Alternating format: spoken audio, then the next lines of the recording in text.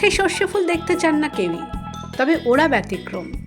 এই আদিগন্ত হলুদের খোঁজেই বছরের পর বছর সেই নদিয়া থেকে মুর্শিদাবাদে চলে আসেন ওরা। বুঝতে পারছেন হাতে ওটা কি নিয়ে জমির আল বরাবর হেঁটে যাচ্ছেন? আসলে ওরা মৌমাছি পালক, মধু আর মোমের কারবারি।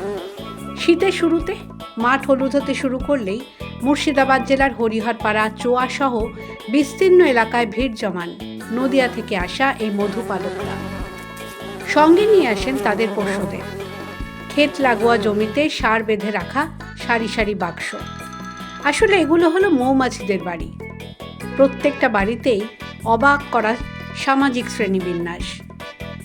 এগুলো পুরুষ মৌমাছি, এটা এই যে এটা হচ্ছে পুরুষ গেল, আর বাদ বাকি যেগুলো আছে সব শ্রমিক। একটা বক্সে একটা কুইন থাকবে, পুরুষ একাধিক থাকতে পারে, আর বাদ বাকি যেটা থাকে শ্রমিক। মৌমাছিকে তিনটে ভাগে ভাগ করা হয়: রানী, পুরুষ, শ্রমিক। রানীর কাজ হচ্ছে সে শুধুমাত্র ডিম, আর পুরুষ তো আছে তার মিলনের জন্য।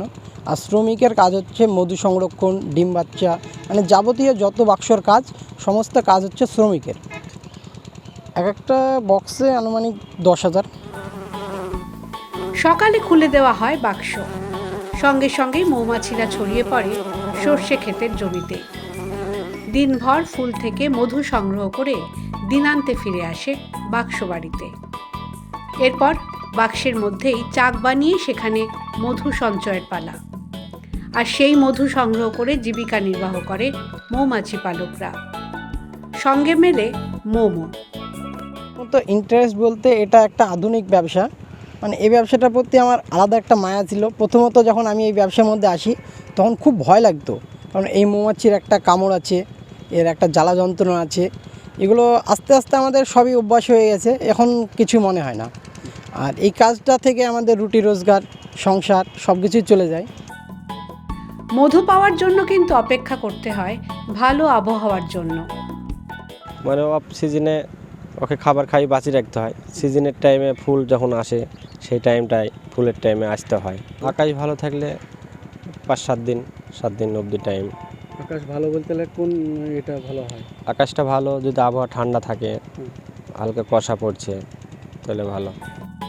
জানতে ইচ্ছে করছে তো, যখন ফুল থাকে না তখন পোষ্যদের কি খাইয়ে রাখেন মধুপালকরা? হ্যাঁ, যখন ফুল থাকে না তখন আমাদেরকে চিনি খাইয়ে রাখতে হয়। মানে তখন তো তাদের একটা খাবারের প্রয়োজন। যেমন তখন বর্ষাকালে যখন কোনো ফুল থাকে না তখন ওদেরকে চিনি দিয়ে রাখতে হয়। কথায় বলে না, কারো পৌষ মাস তো কারো সর্বনাশ। এই মৌপালকদের দেখলেই কিন্তু কপালে ভাঁজ পড়ে সর্ষে চাষিদের। মধু চাষ করছে, এখন ফুলের ক্ষতি হবে কি হবে না আমরা তো কিছু বুঝিনি চাষি মানুষ।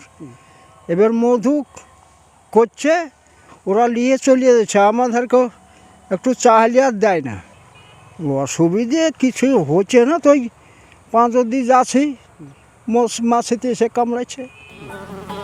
তবে কেউ কারো কাজে বাধা হন না। বছরের নির্দিষ্ট একটা সময় মৌপালকরা এসে যাবেন, এটা জেনেই গেছেন চাষিরা।